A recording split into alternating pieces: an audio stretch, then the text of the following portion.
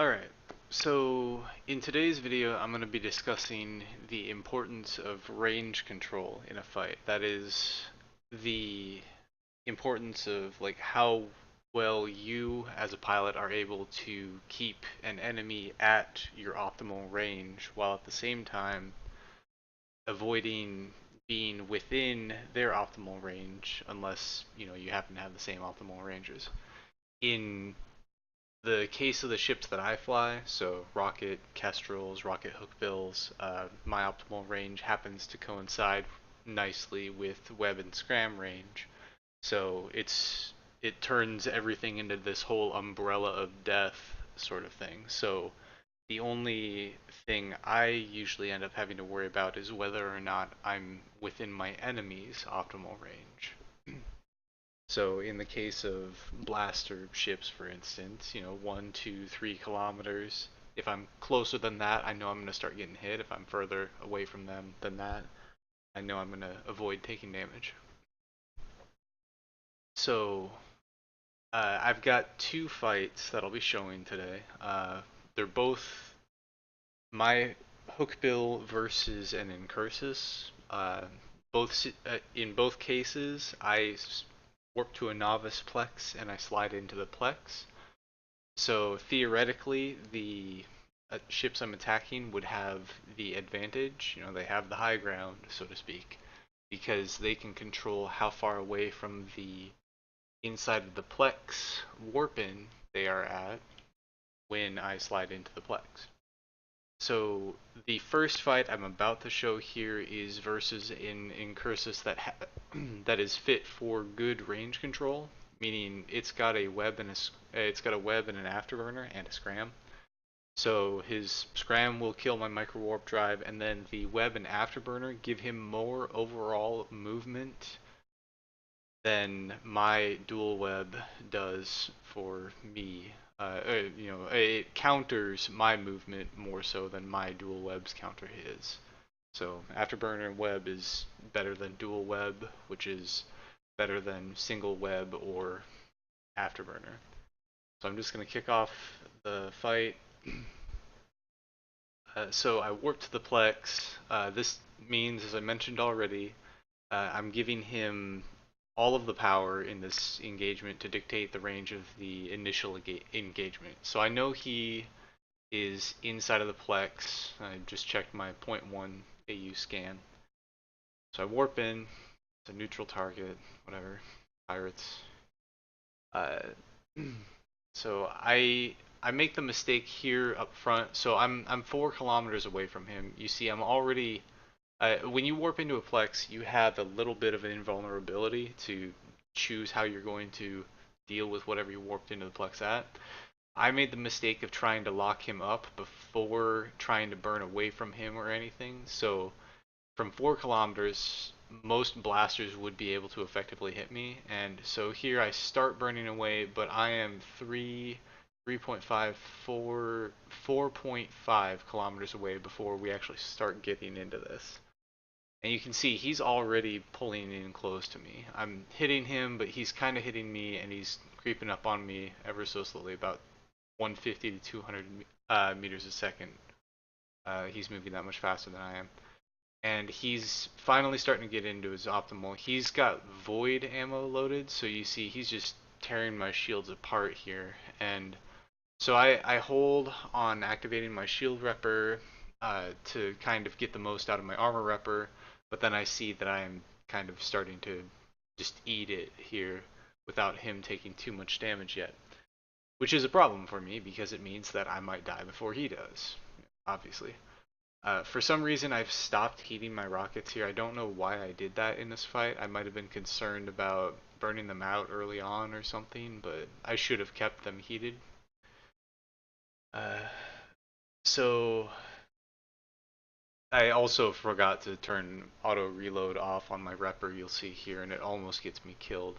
But I just, keep trying to manage my tank as best as possible. Screwed that up, but here it's hard to tell, but like a couple of seconds ago, he started to cap himself out.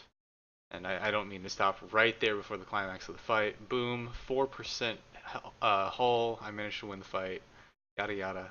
But let me take that a step back, a couple of steps back. Maybe we'll go right here. Okay, so watch his tank. He's hovering right here. He's hovering right here. Pretty well, pretty well. And then so he's hovering here. Chunk, chunk, chunk. My rate of fire, my damage per second is pretty regular. So now he starts kind of eating armor damage. That means that his armor repper is turned off. He's capped himself out. So his weapons, his after all of his range control, everything is relying on his cap, and he ran out of it. So he wasn't really able to do anything. He had nothing left at that point. So I managed to eke out a victory just barely there, just barely. Uh, so I'm gonna play the fight back real quick without pausing or anything, as I like to do. Still commenting on it, but playing it through. So his ability to control range gave him the ability to apply optimal amounts of DPS, which almost gave him the fight. Um, if I had pulled away a little harder in the beginning, it might have given me another 2 or 3 seconds. Well, if he's moving at 150 meters a second, uh, if I get a couple of seconds of range out of that, that would have helped. But regardless, here we are. He's closing in on me. I've got my rockets heated. For some reason, I turn them off again. I basically just was trying to orbit him at optimal for me, or at an optimal. This 7500's a decent range to sit at if you're just kind of slowly orbiting something with a meta scram, which I believe I've got a compact fitted to this ship. He is tanking pretty well versus me. Now that I think about it, it's actually the mix of him capping himself out and his ancillary armor repair running out of paste. He's also reactive armor hardener fit, which at the end of this video I'll show both of the fits side by side. Or both of the kill mails side by side, so you can kind of see what they're both fit with. But basically, this guy is Scram Web, Afterburner, Blasters, and then Damage Control, Reactive Armor Hardener, Plate, and small ancillary armor repair in the lows. So he's not actually dual rep. He's single rep, which is good because dual reps are really difficult to manage correctly. So that was that fight. I loot the field, which is a precarious position to be in because I'm in very low, hull, no hull basically. But I double click in space, micro warp drive on, try to pull range from the warp in, give myself kind of a safe place to be. So here you see the kill mail. Pretty much just what I said. He had the capacitor control circuit in there to kind of make himself a little more cap stable, but it didn't help that much. Maybe give himself a little more life, actually. I guess looking at the overall fit, if you're not like battery fit, if you're not capacitor booster fit, then that'll give you a little, that'll give you 10, 20 seconds worth, maybe, tops, more. Actually, I have the fits up over here. One second. With that rig, with max skills, Uh, yes, it gives you about 9 more seconds of cap life with everything running. So that was the significance of that there. All right, so moving on, I'll show you the second fight now. The second fight is versus a dual rep cap booster fit Incursus that does not have a web. It's a Scram Afterburner cap booster in the mids. So it does not have any real range control against me. So it was kind of a cakewalk. This second fight really is a cakewalk. So I warp to this. I'm just gonna get right into it here. I warp to this novice outpost. See so and so's Incursus is inside, so I slide in. I've preheated everything, and I warp in.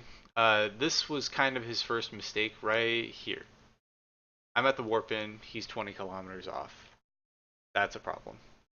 Because if he had been here, he might have been able to apply more damage, might have been able to prevent me from, pulling ranges, managing range as much as I do, but it really doesn't matter. So I overheat my afterburner, or my micro warp drive, and I hit him with all my tackle, and I get overzealous trying to orbit him at 7,500. I lost tackle already, but he's just he's yellow boxed me, so he's trying to kind of fight me. But I hold him here now at optimal. He scrams me, and this right here, this is pretty much what the fight looks like.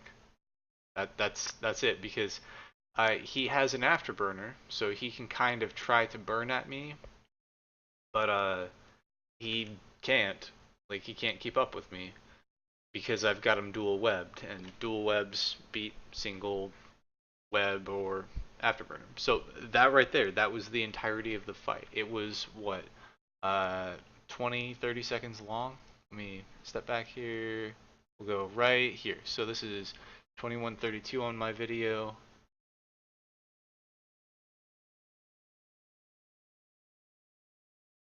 I'll just play it back.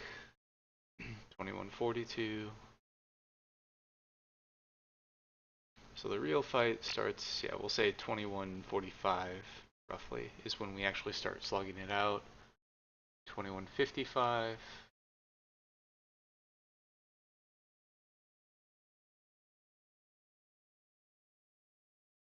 22:05.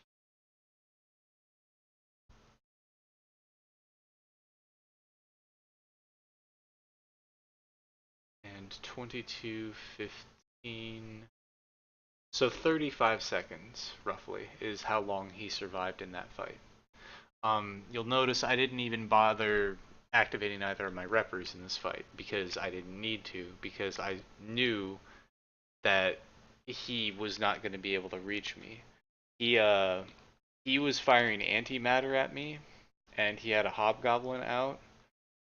If he had loaded null ammunition, he might have been able to hit me for like half damage. Like, that's at his optimal plus fall off. Was kind of where I was at. So he might have been hitting me for very little damage, but still something. But okay. So that it was a pretty quick, clean kill. Not much to talk about there. Well, I mean, whatever. Actually, I'm gonna get into this kill mail comparison, which I do. Actually, I opened both of the kill mails up here, so I'm just gonna let myself open them up in the video, and then I'll talk to both of their aspects. The so as you saw, the second fight was a lot easier for me than the first, and that was because the first one had a lot of range control. The second one did not. Um, let me step back 1 second there so that I actually have both of them up.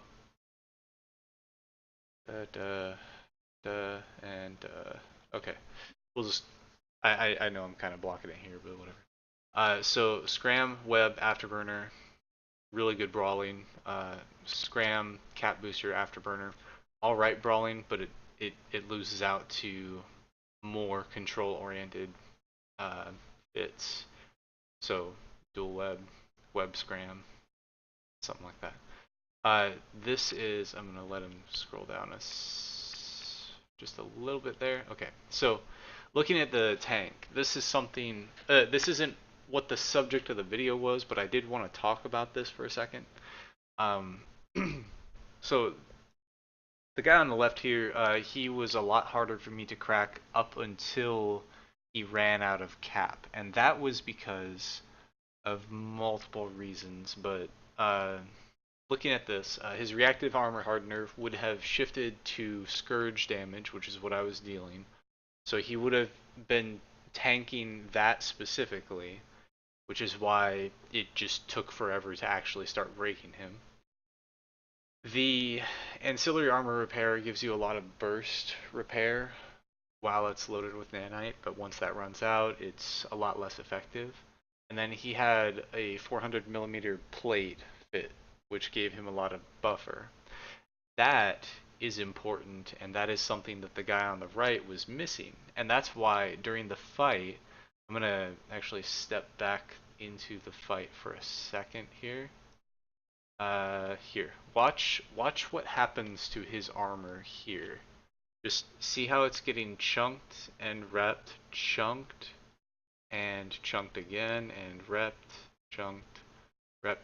You see, he's healing, he's repping like the entirety of his armor in each cycle, and that's not good because that's very difficult to control. You don't have like it takes a crazy amount of knowledge and skill to be able to time something like that right. I did the math. I did some shitty math before I started recording this to kind of figure out what exactly was going on with that guy's fit. So my hook bill pushes 200 DPS roughly. His fit with max skills has 980 EHP against Omni damage, 980 EHP in armor. So what that means is that in 5 seconds, I can eat away at all of his armor with my rockets. Now, it also takes 5 seconds for his armor repairers to cycle, and they replenish, they repair, I mean, you kind of saw it there, but a 92, 92, they repair about 20 to 30% um, of his armor in one cycle, right? So he kind of overrepped because he has a total he's able to rep at most. I'm sorry, I'm kind of stumbling here.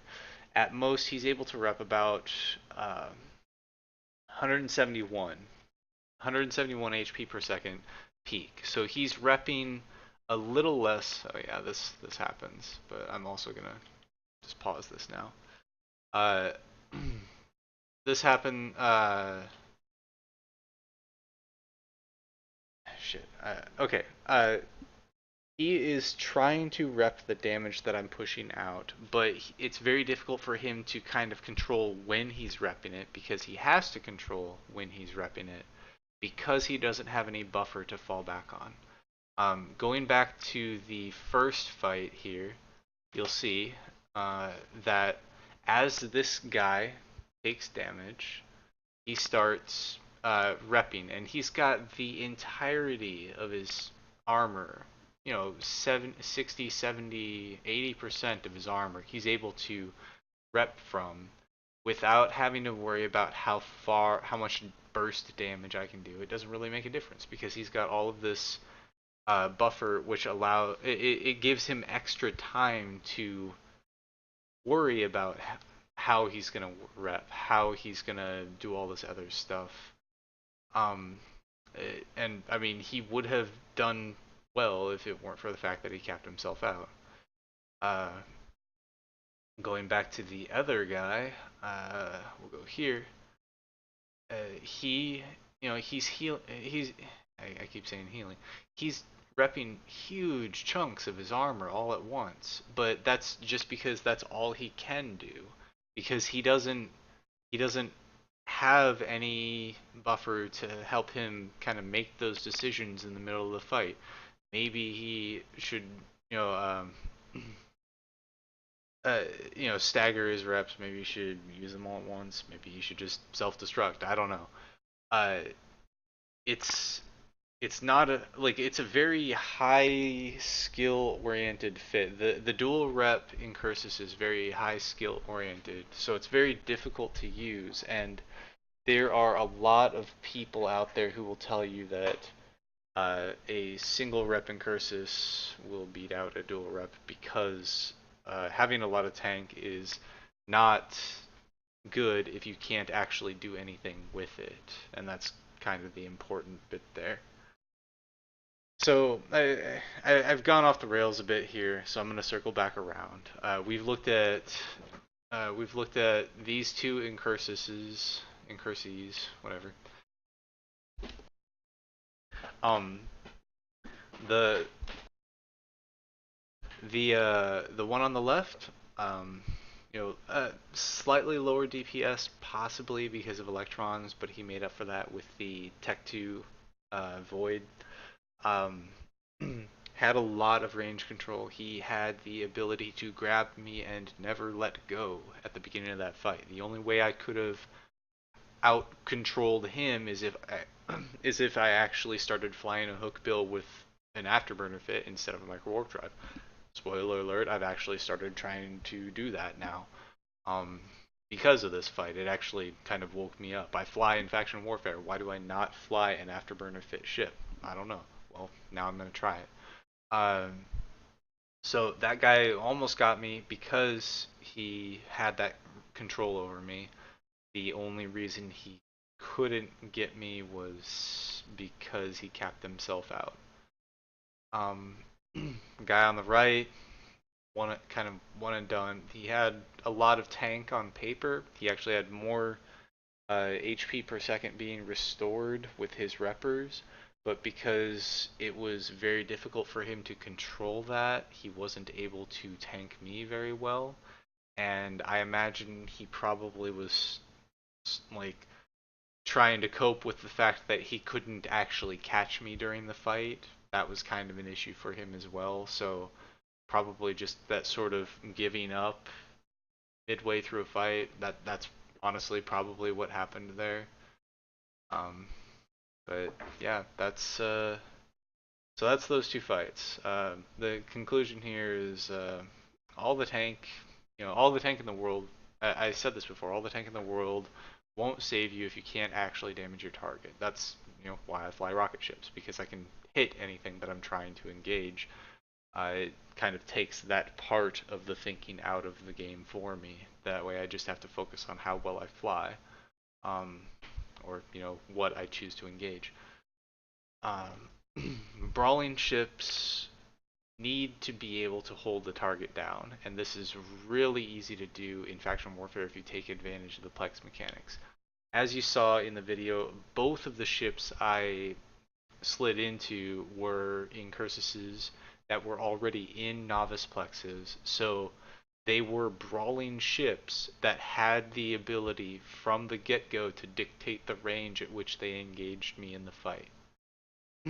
The guy on the left managed to do it, the guy on the right not so much. So, um, I think I've kind of hit on all the points I wanted to hit on here. I know I kind of rambled a little bit. I apologize for that. I don't really have anything else though, so I'm gonna wrap it up here. If you have any questions, comments, whatever, just leave them below at the video. Um, Thanks for watching. Have a good one.